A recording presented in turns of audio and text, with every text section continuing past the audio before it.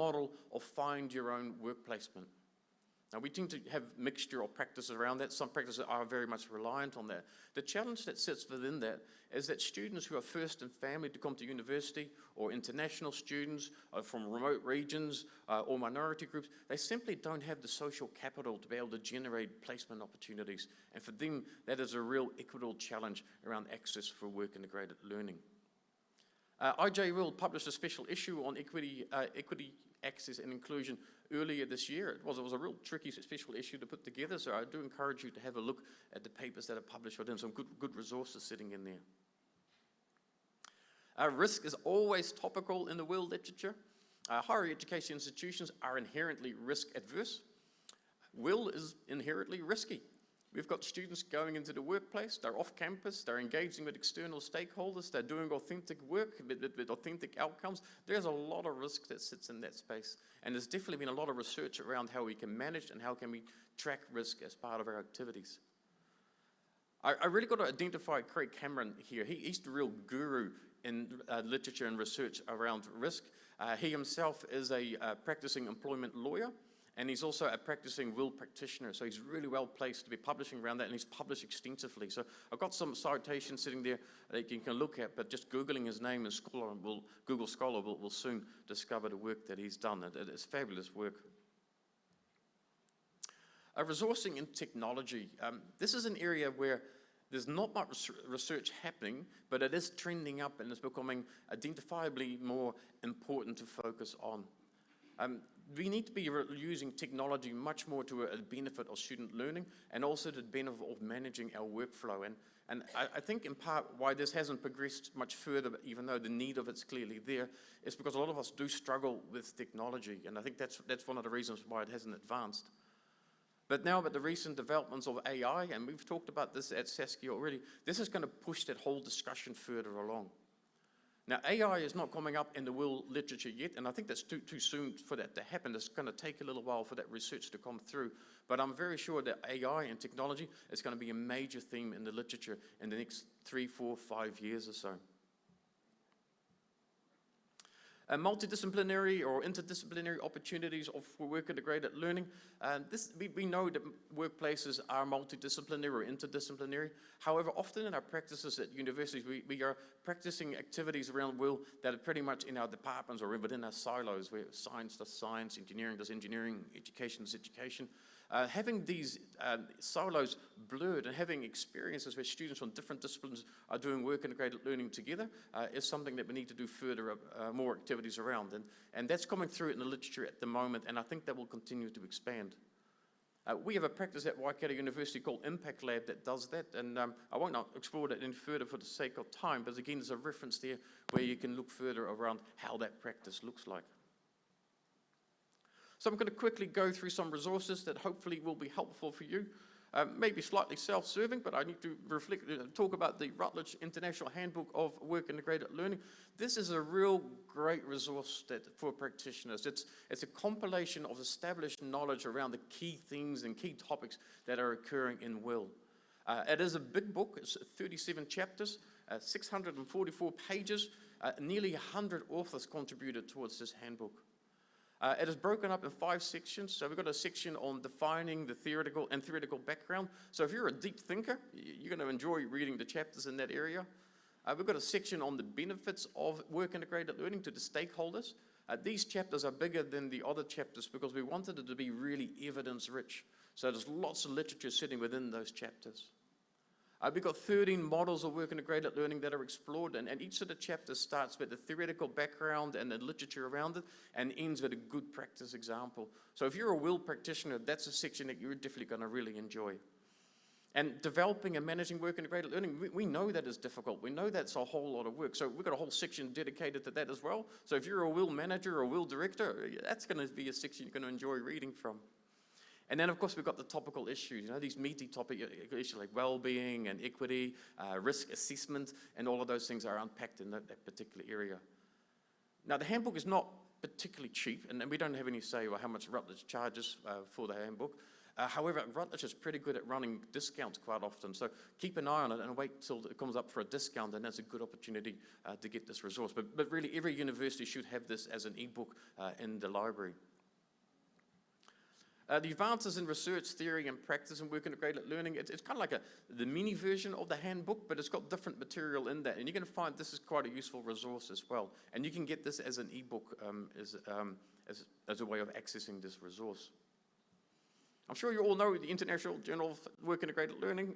If not, gosh, you really should. Hey, look, a huge amount of resources sitting in there. It's open access. It's free to access it. If you go to the website, there is a Get Notification tab up the top. So if every time that we publish something, we do a push out so we can get a notification to you. So if you want to know whenever we publish something, then sign up to that particular area there. There are national associations have a great resources online, particularly WACE, ACEN, and ASSET have a lot of material. So I suggest troll through their websites and download those resources. They're really good practitioner-focused resources that I encourage you to have a look at.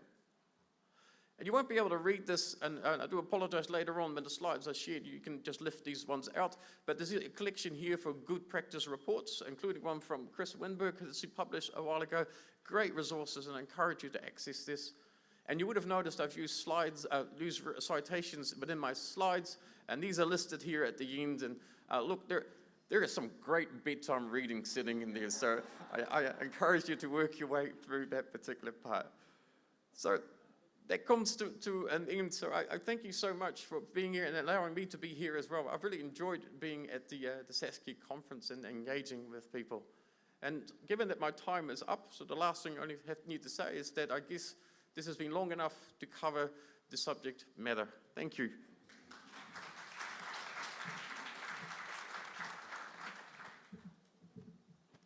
Thank you very much, Prof. Thegwad.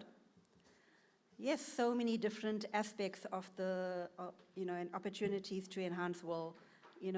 I think towards the end, those references that Prof. has provided us with will be your go-to material from hence onward. We won't take any questions just now. I would like to invite our second speaker, Professor Winberg, and after her deliberation, then we will open the floor for a few questions, time permitting. Prof. Winberg.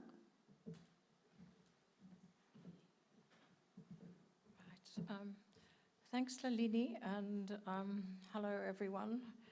I'm really happy to be here. What I'm going to do today is to kind of introduce the idea of the scholarship of work-integrated learning through collaborative research. This is a topic that Fundi, Dr. Nofumela, asked me to speak on.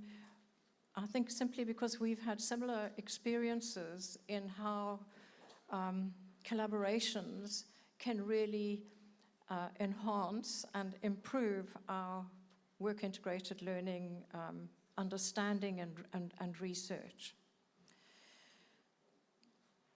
Right, so this is where I'm going with the presentation. Some people might be familiar with the term SOTL. I'll explain that in a moment, what a sort of move from SOTL to SOWIL, scholarship of WIL, might mean. Some brief reflections on international collaborations with various partners, all around work-integrated learning, of course, and then trying to pull it all together with some lessons learned and what they might mean for a scholarship of WIL through collaboration. So, for those of you who come from universities, you're probably familiar with the term scholarship of teaching and learning, and many teachers would also be familiar with that term.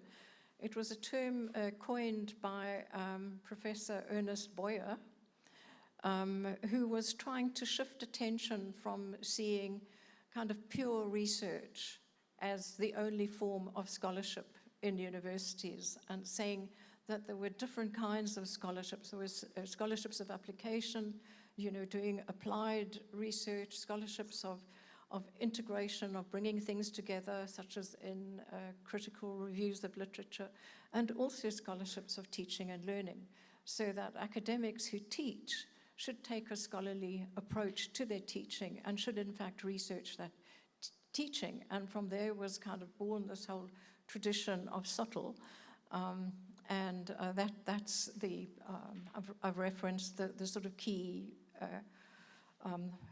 book in which Boyer put his position on these different scholarships. There's also the International Journal of SOTL, which and annual conferences, etc., in which people who are trying to shift their teaching to more scholarly levels gather together, publish, etc. And the scholarship of teaching learning is generally regarded to have 4 key aspects to it. The first is being a reflective practitioner, reflecting on your teaching and learning, questioning what you do in the classroom or wherever you teach. The second is to try and gather some evidence about your teaching, doing evidence-based teaching, perhaps engaging in some research activities as well, and trying to go to sort of a deeper level in understanding your own practice. The next step 3, is theorizing and critically examining this evidence that you've produced through maybe research activities, which takes the scholarship to an even more advanced level. And finally, you should be ready to disseminate your findings, to share with broader audiences, to get feedback, and as well as to share the knowledge that you've developed through the SOTL process. So it's often seen as a journey which starts with reflection, that most of us are not teaching into the void, we're thinking about our teaching. But to take that thinking a step further into doing a research project on it, to theorizing our teaching, and then going public. So that got me thinking about how might a scholarship of work-integrated learning be similar to a scholarship of teaching and learning. And I think it has a similar aim, that you are wanting to, by practicing more scholarly forms of work-integrated learning, you are wanting to contribute to a body of knowledge on work-integrated learning and to improve work-integrated learning practices, because it's a practical field. So I think a scholarship of will is insufficient just to contribute to knowledge, but it must also contribute to practice. And so possibly those 4 key practices in SOTL are also key practices in a scholarship of work-integrated learning, which is, reflecting, being reflective practitioners, questioning what we do, thinking deeply about it, but also collecting data, getting feedback, and perhaps engaging in a more structured type of research process to get evidence about how things are going, how it's working or not working, etc. Theorizing and critically examining evidence would be very important to take the scholarship of work-integrated learning to the more advanced level, and then finally doing what we're doing here, disseminating findings, sharing things that we've learned with broader communities. And we have a lot of guidance. I think Carsten has just shown us fantastic resources, including the International Journal of Work-Integrated Learning, which has got full of examples of scholarly will practice. But I think a big difference between Scholarship of Teaching and Learning and the Scholarship of Work-Integrated Learning is the variety and the complexity of work-integrated learning. It has many more facets and complexities. It's difficult to research it quite in the same way as classroom-based research, or, classroom being a broad term, whether you're teaching in a studio or a laboratory or wherever. And there are many more people involved. You've got partners, you've got industry partners and other partners. So that adds layers of complexity. So I thought that we know about the value of collaboration from the literature, that collaboration is important in research activities for knowledge exchange and transfer, from learning from others, learning from the body of knowledge which is out there already, for capacity building processes, particularly if partner is perhaps at a more advanced level of will practice than we are, for gaining a global perspective on things, for cultural exchange, internationalization, etc., and also for addressing some of these big challenges, some of the grand challenges, which can only happen through multi-partner collaborations. So I thought I would try and bring the two together to try and understand how collaborations have taken me on a sort of work-integrated learning journey, from trying to be a reflective practitioner to being a scholar of work-integrated learning. So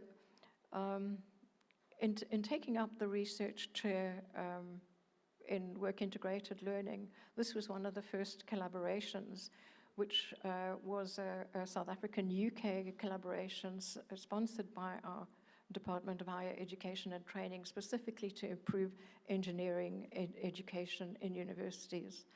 And they had set up a project with the UK College of the Royal College of Engineers, etc. And we partnered with the University of Sheffield Hallam. So we had, there was CPUT, Mangosuthu University of Technology, and Sheffield Hallam, and Stellenbosch University as partners. And what we were trying to do is to see how we could improve work in integrated learning in engineering. And we started off gathering the group together at our first face-to-face meeting in South Africa and reflecting on our practices. And we were particularly impressed with Sheffield Hallam's, Sheffield Hallam is a university of technology in the UK, and we were impressed with the kind of level that they took will to. They had projects like Engineering Without Borders and Pedagogy of Practice, which we learned a tremendous amount from. Our reflections became very key to starting this process together. We then decided to do some research, some gathering of data and evidence on what was going on in our various faculties and share this. We then came together to theorize the practice, and we had a postdoc with us, Corinne Wolf. You can see her in the picture right over there. She was my first postdoc, and she brought her deep theoretical understanding of engineering practice to the party. That was our big contribution to the project. And what we decided was, in practicing a scholarship of will, we didn't want to only have academic conferences. We thought arranging meetings of practitioners and sharing what we were learning with practitioners was really important. So workshops became a key way of going public, of sharing what we were doing. And there's some examples of that. We used SASI, which is the South African Society for Engineering Education, brought them in, and they organized these practitioner groupings all over the country that we could share stuff with. And of course we did feel we needed to do the scholarly thing as well in terms of academic scholarship and publishing, etc. This created a sort of a baseline for how we handled other collaborations. A more recent collaboration has been supported by THENSA and THEA, which is the Irish equivalent, that brought researchers together from the Irish universities, technological universities, and the South African universities of technology. And one of the groupings was around work-integrated learning. So this, unfortunately, happened during the COVID pandemic. And so most of our meetings, as you see, were online, where we started off with reflecting and sharing our practices, kind of getting to know each other and getting to know what our understandings and our practices in work-integrated learning were. What we found in this case was that the Irish held the cards in terms of research expertise. So we let them go for it, and we let them make the decisions about how we were going to research this thing. But we held the cards and theoretical expertise and brought our theoretical understanding to the party. And again, we went public with lots of workshops particularly arranged by THENSA in South Africa and by THEA in Ireland. And I think those kind of collaborations that happen under the auspices of something like a national grouping, such as THENSA, create this platform for the researchers to really get in there and go public and start sharing their findings before they publish, because publication takes a while. We then continued this collaboration by including our colleagues at the University of Science and Technology in Namibia, and with Portuguese colleagues. And we now focused on business faculty and looking at, there was so much that happened in online will during the pandemic that we thought we needed to practice a scholarship of will in trying to research what these online practices were, and then share them more widely. And this might be pointing a way to the future of certainly from the examples of the very innovative things that tended to happen in work-integrated learning during the pandemic. So again, we deferred to the Irish for the research expertise, the South Africans for the theorizing, and we started to go public. And one of the things that we did, because it was so technologically oriented, we made presentations to various educational technology groupings, but also, I'm out of time, but also we made a presentation on our work at WACE this year. I won't go into that. We spoke quite a lot about our collaboration with Sweden on day one. So here are some of the lessons learned about the collaborations.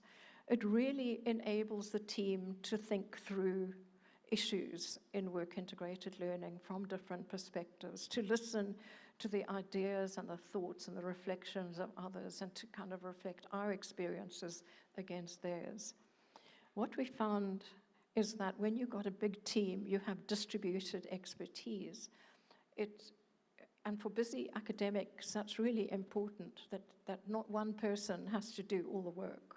The workload can be really shared when people come together with their different forms of expertise. It also provides access to networks. We have been so fortunate with our partners and collaborators that have enabled all kinds of interesting things to happen. We can share the dissemination function and the writing. And also collaborations, I think, mean that we're well positioned for accessing funding. For example, accessing Erasmus funding with having 2 African partners and 2 European partners. So some examples of what this collaboration did. I think it enhanced their reflection. It wasn't just me reflecting, it was me reflecting with a team of others, all bringing up ideas, questioning, making you rethink your assumptions. It was an incredible experience, even doing it remotely, and also post-pandemic, being able to bring everybody together in one place was amazing.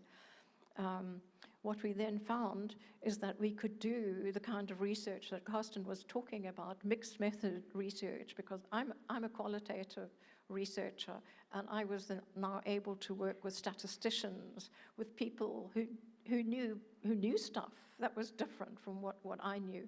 And I think that certainly strengthened our research methods, the way that we collected evidence, etc. And we could allocate the work, that these people, this group was going to do the questionnaires, we were going to do the interviews, we were going to get together and do the analysis, etc. With regard to providing access to the networks, we had amazing experiences. For example, our Swedish partner runs a PhD program in work integrated learning at University West in Sweden, and she opened the whole program to all of our postgraduate students, which was a fantastic learning experience for them. So this was a kind of spin-off of doing working collaboratively in work integrated learning. And of course, we shared the writing. We all came together at a writing retreat, and everybody wrote different bits. And as I said, we were able to access funding, both for the research expenses for students, giving students bursaries and awards, and for study visits. So those are the funders, just to acknowledge them, some references, and over to you. And I apologize if I went over my time.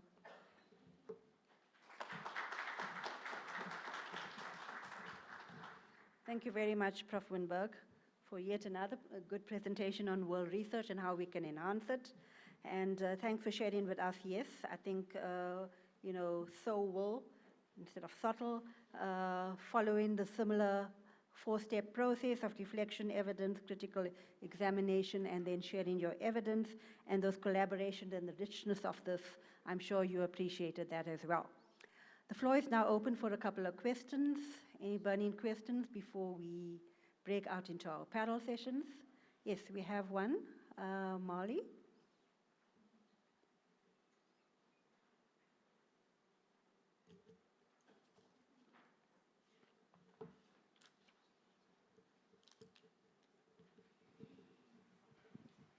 Good morning. Marley Spencer from the IFC, part of the World Bank Group. Thank you so much for the presentations. I always love research. I don't like doing it, but I do like reading the end results. So thank you for providing all of those interesting examples.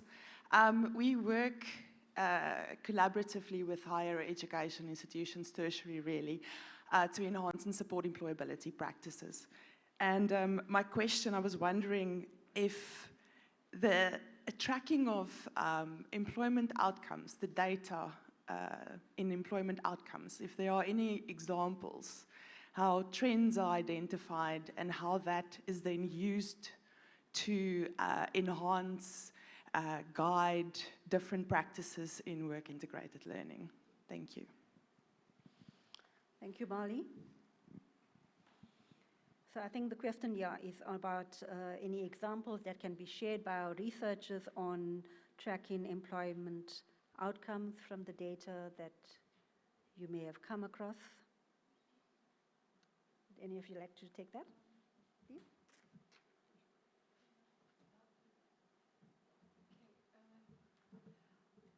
I'm not sure that I understood the question correctly, but I think you were asking about if research has been done around employment outcomes, or is that...